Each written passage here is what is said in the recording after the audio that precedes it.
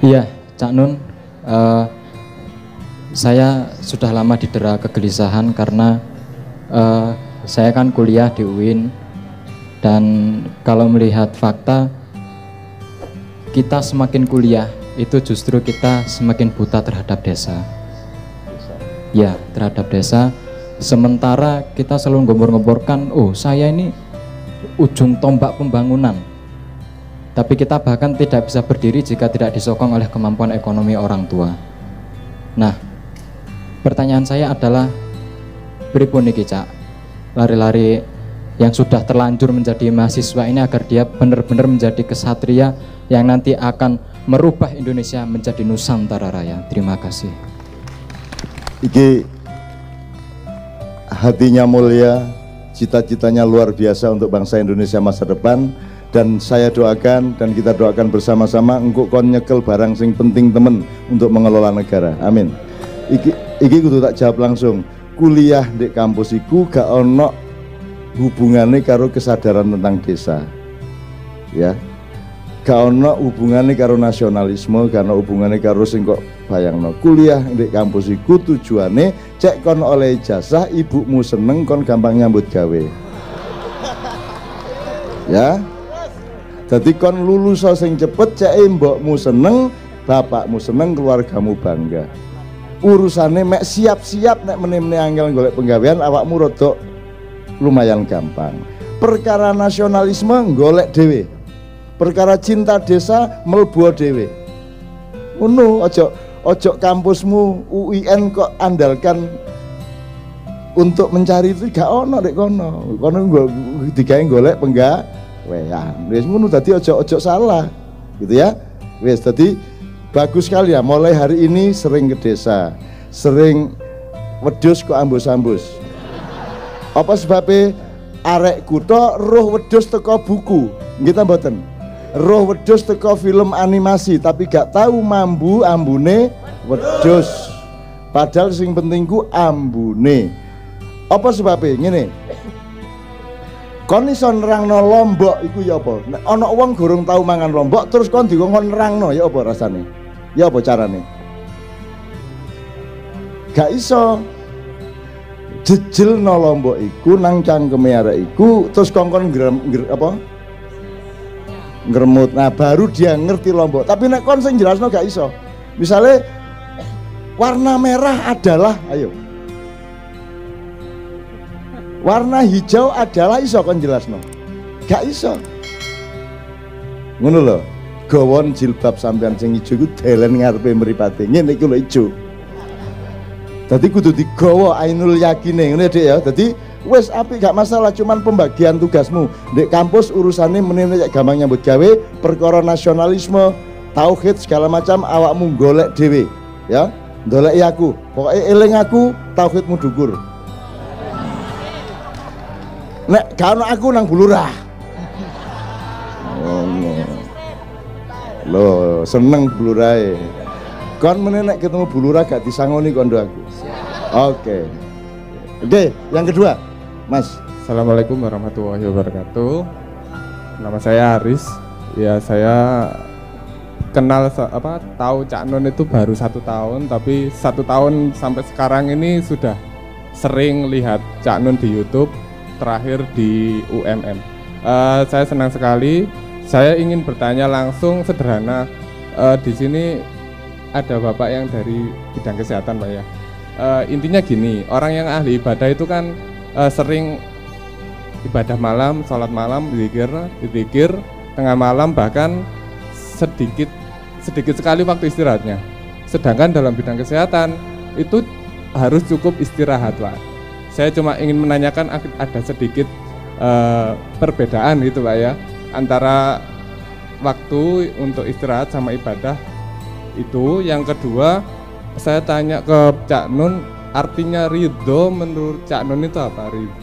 Apakah restu atau apa? Oke. Nanti Pak Muzamil akan merefleksi semua ini ya Pak Muzamil ya, untuk puncak acara kita. Tapi Pak Iki cek gak mencolot-mencolot, begitu Anda krungu langsung tak jawab ya, supaya nyambung di pikiran sampean. Nomor 1 soal cukup tidur. Ini Turu iku ana kuantitatif, ana kualitatif. Jadi ana turu nek kuantitatif iku pirang jam, kuantitatif. Nek kualitatif iku 5 menit iso padha karo efektivitas turu 6 jam. Nah, kon kudu sinau iku. Ana meneh wong nek ngletak ndek kasur kait iso turu. Kon aja dadi wong goblok ngono iku.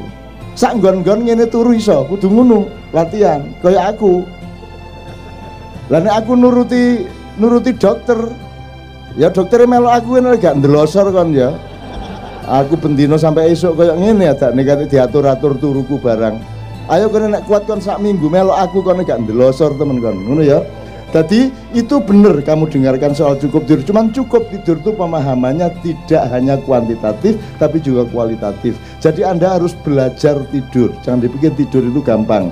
Belajar tidur itu artinya Anda memasrahkan diri sepenuhnya secara fisik ya. Jadi misalnya melumah nyeri kok rasanya teman sampai semuanya pasrah. Engko nek kono wis iso turu melumah, nafasmu kok rasakno karo la ilaha illallah la ilaha illallah, engko turune les. Iku gak usah sak jam kon wis enak turumu. Wis padha karo 6 jam. Ah, meneh-meneh kon nyambut gawe macam-macam kaya aku gak kober turu ngono iku, ya wis masih turu ana ekor sing ngene ya turu les gak masalah. Apa meneh wong Jawa. Wong Jawa iku turu karo kaya lawa iso kok. Ndek wit-witan ndek pang lho ngene ya iso wong Jawa kok. Gitu ya, benar ya Dek ya, tidak ada masalah, tidak ada masalah. Yang kedua ridho. Ridho itu Anda tidak punya ganjilan apapun terhadap sesuatu hal yang engkau alami. Ya, jadi sekarang ada ridho Allah Bu Lurah, Pak Camat. Kon aja ade ndolek ridhone Gusti Allah. Ayo kon, ya apa kon? Jalan di YouTube terus dipotong, Cak Nun .2 tidak boleh cari ridho Allah. Cak ring-ring wong aku. Maksudku ngene lho. Kon sing kudu ridho nang Gusti Allah. Wis kon ridho nang Gusti Allah mesti ridho. Ojo kon njaluk tok ae kon dhewe gurung ridho. Kon iku irung gak dawa sambat. Bojo wis kadung dirabi kok bojone kancaku luwih ayu. Ah, iku sambat.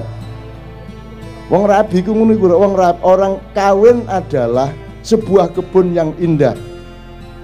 Yang setiap laki-laki ingin memasuki kebun itu, dan setiap laki-laki yang sudah berada di dalam kebun itu ingin sekali keluar. Mau ikut rotok medeni. Ini ya Dek ya. Oke, jadi tidak ada masalah. Oke, bismillahirrahmanirrahim. Habis ini Anda belajar tidur beneran. Teorinya adalah ketika memasukkan nafas, ucapkan dalam hati aja, illallah.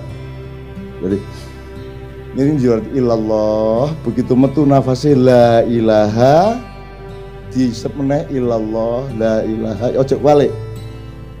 Dalam situasi normal jangan terbalik, karena kamu membuang semua yang bukan Allah dan kamu memasukkan semua dimensi yang Allah. Ngono ya Rek ya. Mulai kok bengi kon belajar ngono, meneh bojomu kagum karo kon. Sampeyan kok tambah ganteng Cak. Ngono. Ngono. Gak meripatmu rotok blero saiki kan. Yuk ketiga. Assalamualaikum warahmatullahi wabarakatuh. Canon, saya dari Ma'iyah Turen, sekaligus guru yang tidak pernah diangkat jadi pegawai negeri. Biasa curhat. Canon, satu yang kalau yang tadi menyanjung-nyanjung, kalau saya sampai detik ini protes nomor Cak Non. Alasannya kenapa? Sejak reformasi bergulir, pada saat Orde Baru berkuasa, Cak Nun lantang di televisi, radio, di mana event, lalu berani teriak kepada penguasa saat itu. Bahkan hanya segelintir orang yang berani mengkritik Pak Harto, cuma Cak Nun yang berani pada saat itu. Tapi entah sekarang ketika banyak istilahnya orang-orang yang berani berkoar-koar di televisi, Cak Nun justru turun ke bawah gitu. Apa alasannya? Satu. Kemudian yang dua, Cak Nun, ini yang menjadi misteri saya. Apa yang panjenengan sampaikan, panjenengan sama Cak Nur Kholis Majid juga Gus Dur, yang disampaikan kepada Pak Harto pada saat genting sehingga Pak Harto mampu lengser pada saat tahun 1998 awal mulai reformasi bergulir. Demikian Cak Nur. Oke, tak jawab Iki kudu dijawab langsung cek mantes ya soal pertanyaannya terus langsung soal jawab ngono ya. Apa sebabnya aku saiki gak koyo zaman Pak Harto ngelawan Pak Harto, saiki aku gak ngelawan. Siji, ngene, nek ancene kon ngongkon aku ngelawan mulai meneh aja ngundang aku mengisor ini ya. Wis lilo kon, dadi aja atik ngongkon aku nang turen. Lho ya apa kon karepmu? Ya apa, nek anjene tak urusi nek kon ngekeki mandat tak urusi diluk ae kok. Wong Pak Harto mek tak parani tok. Ayo tapi nek aku anjane kudu ngurusi kono aku aja dikongkon mudhun siji ya. Nomor loro, seje masalah zaman Pak Harto karo zaman saiki. Wong sing jenenge reformasi ku biyen duduk kok dhek iku kepengin menjatuhkan Soeharto. Dhek iku cemburu kok Pak Harto tok sing nyolong wong aku ya kepingin. Akhirnya saiki kabeh nyolong ngono rek ceritane ya. Entek-entekan wis kene tak duawakno tak detail aku duwe datane kabeh ya. Nah jadi sekarang ini tingkatnya sudah fi qulubihim maradun fazadahumullahu marada. Terus apa meneh sumum bukmun omyum fahum la yarjiun. Iki gampang urusane wis kono aja melok-melok. Gusti Allah wis menangani ini secara langsung, cuman awakmu dikon sabar. Ngono lho. Kecuali Gusti Allah ngongkon aku langsung, nun ayo nun diberesi. Oke. Gak ngongkon sampai saiki hari ini. Aku beresi masalah Indonesia. Kalau dulu itu saya beresi karena musuhnya jelas, sasarannya jelas, nembaknya jelas. Kari tak parani Pak Harto. Sekarang saya selani dengan pertanyaanmu, apa yang diungkapkan kepada Pak Harto pada waktu itu? Yang Anda ketahui dan yang dunia ketahui dan semua kelas menengah maupun wartawan ketahui adalah resepsi ketika Pak Harto sudah mau turun. Tapi pada saat akad nikah tidak ada yang tahu. Jadi Gus Dur tidak ikut-ikut. Gus Dur tidak tahu menau. Mohon izin saya ngomong terus terang. Jadi saya, Cak Nur, Pak Malik Fajar, Utomo Danyanjaya nggawe surat nang Pak Harto. Pak sampean iki wis wayahe mudhun mergo iki sing ngetik aku. Mari runding terus tak tik. Nomor loro Pak Harto niki carane papat, sampean milih siji. Terus itu pada tanggal 16 Mei 1998, tanggal 17-nya kita publikan dulu. Kita rilis dulu di hotel wisata. Tanggal 18 siang kita kasih ke Pak Harto melalui Mensesnek Saadillah Mursyid. Pak Saadillah Mursyid ngekekno suratku iku karo Cak Nur iku sing tanda tangan wong 5 ya rek ya. Gus Dur gak melok tanda tangan karena Gus Dur tidak tahu menau. Gus Dur itu hanya terlibat ketika besoknya itu kita minta sampai melok nyekseni gitu ya. Nah jam 4 iku Pak Harto nrimo, terus dhek mikir-mikir, terus sembahyang maghrib, terus sembahyang isya, mari isak telepon aku karo telepon Cak Nur. Cak, nggih kula manut nek kedah lengser sak menika, nanging kula nyuwun sampeyan kancani cek mboten ribut wong-wong niku. Akhirnya nggih nek ngoten kula dolekno wong 9 pisan mesisan. Wong tuwek-tuwek kita minta untuk mempersaksikan, jadi Gus Dur diundang, terus Pak Ali Yafi dan seterusnya ya, pokoknya 9 orang. Terus mengadakan pertemuan besok paginya dengan Pak Harto di istana pada tanggal 19 Mei gitu ya. Iki dawa ceritane wakil dimensi, tapi pokoknya tak singkat, isinya iku mangun tok. Dan aku secara pribadi ngomong sama Pak Harto kula niku ngwangkel kali Golkar kali TNI niku. Lho napa aja? Sampean niku dikon dadi presiden terus iku lak zalim niku. Ngono aku. Sampean ku lan duwe hak momong putu, nyiram kembang gitu. Gendong-gendong anak lan duwe hak sampean. Mosok sampean gak oleh urip normal sebagai menungso. Harmoko aku mesti ngongkon sampean dadi presiden terus. Mangkel aku, ngono aku. Pak Harto mesem karo pahit iki. Iki nyayang aku tak ngongkon aku mudhun arek iki. Tapi gak iso muring-muring dhek, wong aku guyang-guyu ngono iku. Mun ta Pak sampean ngondo aku gak dadi pisan yo gak paten. Dhek ngomong ngono to. Nek wong ngomong padekan mesti Jawa Timur ya. Mesti Jawa Timur. Terus akhirnya Pak Harto mau kita temenin, tapi kemudian dikudeta situasinya. Seharusnya tidak seperti yang terjadi di reformasi. Singkat kata, seharusnya Pak Harto turun, Habibie turun, kabinetnya bubar, MPR bubar, DPR bubar. Kita bikin komite reformasi, nomor 1 ada 45 orang, Gus Dur, Megawati, semua, Cak Nur, itu komite reformasi. Tanggal 21 akan kita lantik menjadi Majelis Permusyawaratan Rakyat sementara. Hari itu juga besoknya MPRS ini akan kita minta untuk sidang menentukan kepala negara sementara yang ditugasi untuk menyelenggarakan pemilu secepat-cepatnya antara 6 bulan sampai 1 tahun. Itu ceritanya. Tapi kemudian, wah mohon maaf ini, kemudian ini ditentang oleh Pak Amin Rais karena dianggap itu permainannya Pak Harto. Karena Pak Amin Rais memang kita larang untuk ikut ketemu Pak Harto, dan Pak Harto sendiri tidak mau ketemu Pak Amin Rais. Sebabnya apa? Pak Aman, Pak Amin ini satu hari ini, Pak. Karena Pak Amin itu orang yang sangat garang, orang yang sangat progresif, orang yang sangat seperti macan. Nah saya harap Pak Amin nggak usah ketemu Pak Harto karena sampean itu seorang harimau. Nah Pak Harto itu raja harimau, ngono masalahnya. Sampean kok dicatek ngono to. Dadi nek kepengin musuh macan gampang musuhe, laler lho gak iso dek nglawan. Nah aku tak dadi laler mlebu kupinge, wis beres Pak Harto. Ngono ra ilmu iku ya. Oke, wis ya. Jelas ya. Nah, jangan khawatir, Anda jangan mengkhawatirkan apa-apa. Semua sudah ada petugasnya di semua lapisan langit bumi, terutama di Indonesia sudah ada petugasnya. Tenang aja. Ada yang sesuatu yang misalnya virus, dokter ya gak iso. Iku Gusti Allah yang beresi, Kanjeng Nabi beresi, Nur Muhammad beresi. Dan ini semua sudah ada yang beresi. Satu hal terakhir untuk jawab sampean. Sampean ngerti El Nino? Ya sekarang kan ada badai El Nino yang dikhawatirkan akan memuncak. Nah, badai El Nino ini memuncak sekian kali sejak kita hitung sejak kemerdekaan. El Nino itu naik munggah nemen badainya, itu akan terjadi sesuatu yang penting di Indonesia.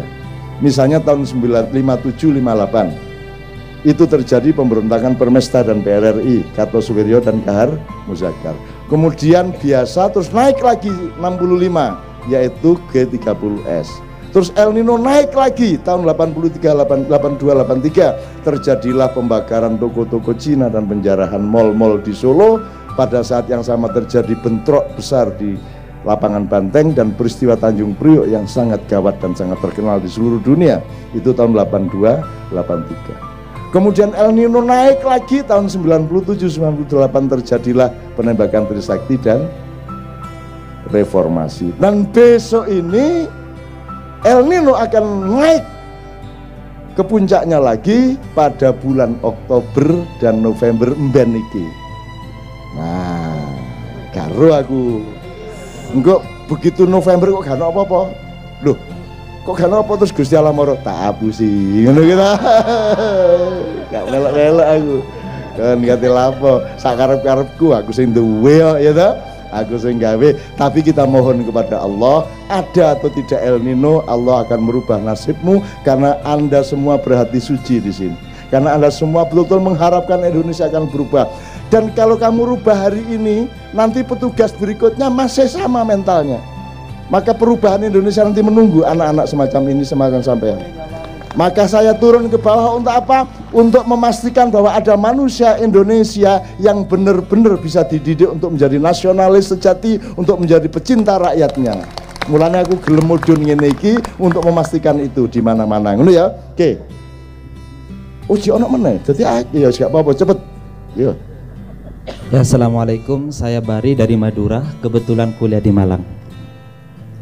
Pernah saya dengar beberapa hadis tentang mencari ilmu, talabul ilmi faridatun, utrubul ilma ilal mahdi ilal lahdi, bahkan carilah ilmu ke negeri Cina. Menurut Cak Nun, apabila ada seseorang yang mengetahui punya ilmu lebih tentang ilmu umum daripada ilmu tentang ketauhidan atau ilmu tentang keislaman, apa pendapat Cak Nun? Sekarang kan anak muda lebih banyak mengetahui ilmu umum daripada ilmu tentang keislaman. Itu yang pertama. Yang kedua, mbok siji ae po ore. Ya, satu aja ya. Tidak ada ilmu umum dan ilmu agama. yang membuat dia ilmu umum atau ilmu tauhid atau agama itu bukan materinya apa, tetapi caramu melihatnya. Jadi matematika misalnya, matematika adalah ilmu yang paling suci. Ayo, bisa. Kenapa? Karena kalau 5 kali 5 berapa? Nek disogok mbok 6 terus angkane wani piro? Lah enggak, tetap 25, betul enggak? Biar yang nyuruh presiden, biar dibayar berapapun, 5 kali 5 sama dengan 25. Itu ilmu tauhid apa bukan? Itu akhlakul karimah atau bukan? Jadi belajar matematika itu adalah belajar hal yang paling mendasar di dalam agama. Gitu ya, jelas ya? Ya apa sampean wong Madura gak ro kaya ngono-ngono iku sampean. Aduh udah remek. Ayo Mbak, nanti masnya yang terakhir. Mbak, ayo Mbak, sampean Mbak. Assalamualaikum warahmatullahi wabarakatuh.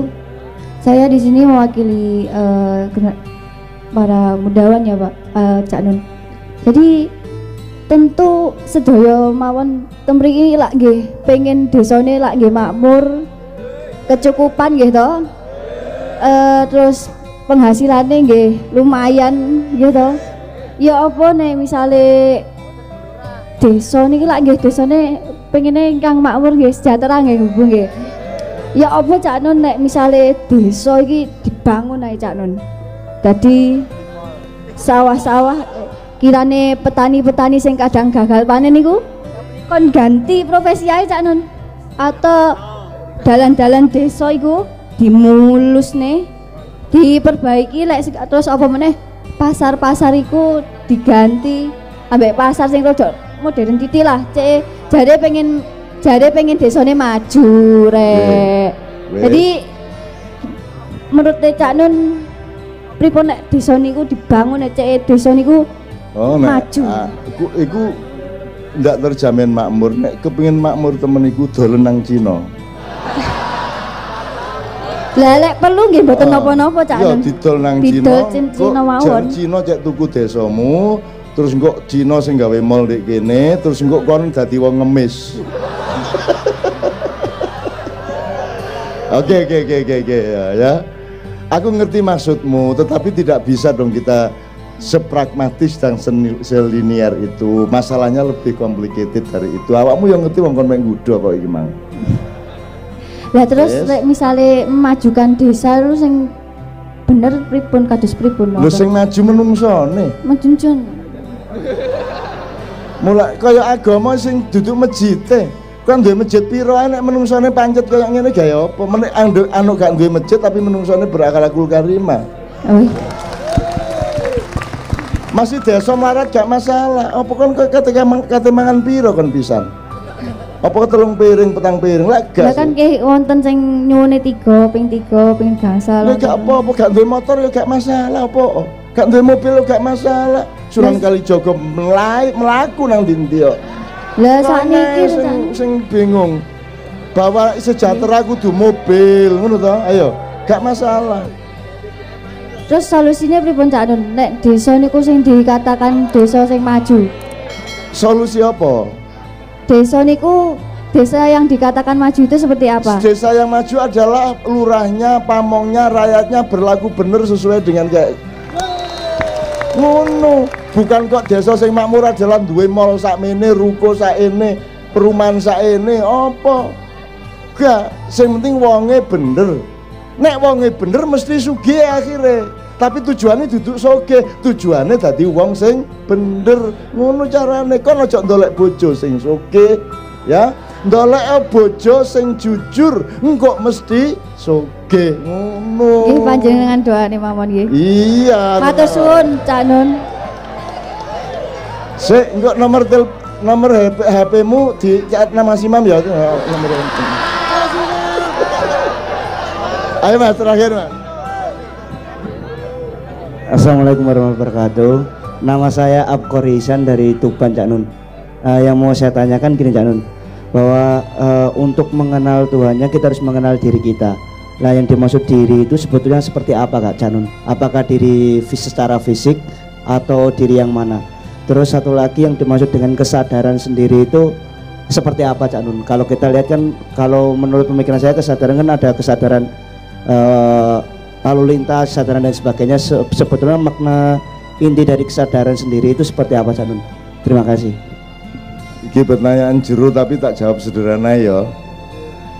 Sing jenenge diriku kon roh kate nglakoni apa esuk iki, awan engko sore engko bengi meneh.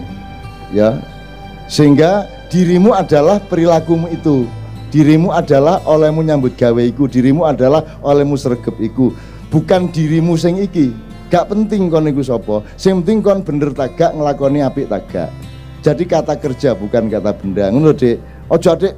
Siapakah diriku? Apakah aku ini aku yang sejati ataukah kon gendeng nek ngono suwe-suwe. Wis to lakono nek kudu sarapan, nek pas ngising-ngisingo, sembayang, terus akeh-akeh nulung wong, akeh-akeh sinau, ngono tok wis engko ketemu awakmu. Ngono carane ku ngono iku, aja terus dirimu kok deb-deb dhewe ngene iki. Pas ngoco kene iki, benarkah engkau adalah aku? Aku ragu. Suwe-suwe kene kok koco. Apakah engkau adalah selitku? Tepuk tangan semua, tepuk tangan. Wis. Seger ya. Seneng ya, semangat ya. Membangun desa sama dengan membangun negara. Negara aja diandalno, andalkan desamu masing-masing, andalkan dirimu masing-masing. Gitu ya. Amin ya rabbal alamin. Ojo muring-muring nang negara. Wong dhek muring-muring nang dirinya sendiri yo gak iso. Ngono ya? Oke, bismillah. Tepuk tangan sekali lagi, Pak Muzammil, saya mohon duduk sama saya di sini. Tepuk tangan, ini Madura sing sejati. Sampean nemeni di sini. Padha Madura nih gini. Ya. Memasukkan nafas illallah, mengeluarkan nafas la ilaha illallah, la ilaha illallah. Sing kalebono Gusti Allah, sing kotokno sing duduk Gusti Allah. Pak Muzammil silakan, ini ada junior kita sesama orang Madura, ini berbaju hijau.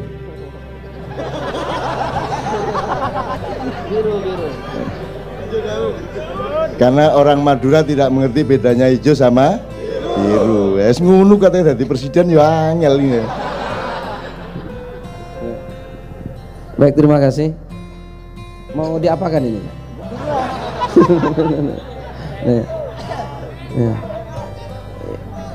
Ya, saya hanya pertama malam ini sedekah bumi ini, Janon. Ini. Jadi begini, kita jangan beranggapan bumi ini tidak mengerti, gitu ya. Bahwa bumi ini tidak bodoh, bahwa bumi ini bodoh, tidak bisa berpikir, itu keliru, gitu ya. Jadi sedekah bumi ini memang sudah benar. Jadi Bu Lurah, bumi ini harus diperhatikan. Dan kita semua harus memperhatikan bumi. Dalam Al-Quran itu jelas, gitu ya, bahwa bumi itu bisa berpikir. Banyak ayat yang menyatakan, salah satunya firman Allah, "Tsumastawa ilas sama'i wa hiya dukhanun faqala laha walil ardi tiya tau'an aw karha qalata ataina ta'iin." Itu firman Allah. Berarti bumi itu bisa berkata. Allah itu kemudian bersemayam di langit, dan langit itu berupa asap. Lalu Allah berfirman kepada bumi dan langit, "Ayo kamu datanglah kepadaku dengan taat atau terpaksa." Maka langit dan bumi menjawab, "Enggak ya Allah, aku akan datang kepadamu dengan kepatuhan." Itu jawaban langit dan bumi. Jadi Al-Quran jelas mengatakan bahwa langit dan bumi itu bisa bicara. Begitu Bapak ada ya, paham ya adik-adik semua ya. Jangan kau kira langit tidak bisa bicara, bumi tidak bisa bicara, bisa. Cuma keterbatasan ilmu kita lah yang tidak mampu memahami bahasa bumi. Nah itu ya. Kemudian dalam ayat lain Allah berfirman, "Inna aradnal amanata 'alas samawati wal ardi wal jibali fa abaina ay yahmilnaha," dan seterusnya. Gitu ya. Saya tawarkan amanat itu kepada langit, bumi, dan gunung-gunung. Lalu ternyata mereka tidak mau menerima. Nah, kalau ada sikap tidak mau, berarti ini kan, ya apa enggak?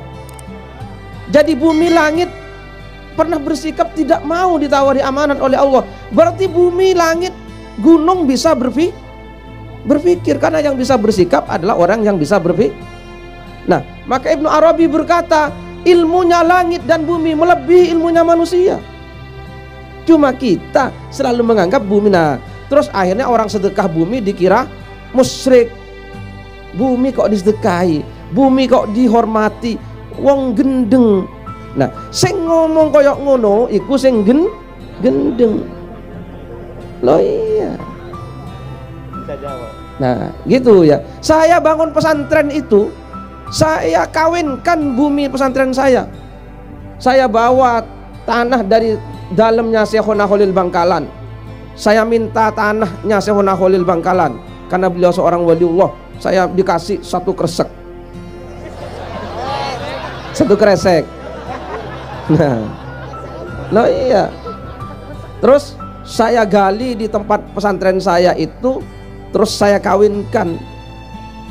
Hei bumi, tak gitu kan sama saya. Hari ini kamu saya kawinkan. Nah itu ya. Angkah tukah wazawwajtuka. Nah tak gitu kan. Ini tanah dari tanahnya Syekhona Khalil Bangkalan, saya kawinkan, terus saya tutup sampai sekarang. Nah gitu, terus saya kawinkan. Nah makanya orang sekarang itu karena banyak sering menganggap bumi itu tidak mengerti. Maka sampean itu kalau mau menempati satu tempat itu tanya kepada buminya, kamu ini maunya tak apakan. Nah itu orang kan terkadang tidak pernah bertanya, tidak tanya karepnya buminya, tahu-tahu buka warung. Akhirnya warungnya agak payu, akhirnya cari dukun. Loh tanya dulu, kamu ini kalau saya dirikan warung kamu mau apa enggak? Nah gitu loh ya.